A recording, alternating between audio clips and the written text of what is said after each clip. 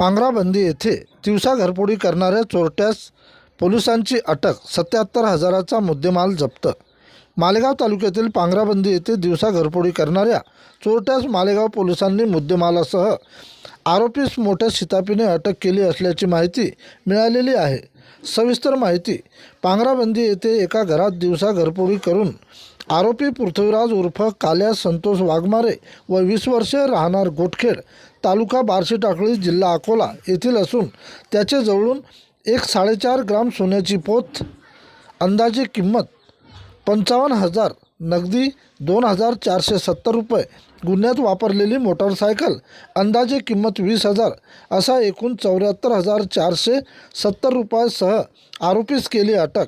ह्या कामी कार्यवाही पथक म्हणून ठाणेदार राजेश खेरडे, पोलीस उपनिरीक्षक Dilip Rahate, head constable Pradeep Landge, head constable Sunil Pawar, head constable Kishor Chincholkar, police constable Vijay More, police constable Milind Rajguru यांनी दिवसा घरफोडी करणाऱ्या चोरट्यास मुद्देमालासह केली अटक. प्रतिनिधी विठ्ठल भागवत.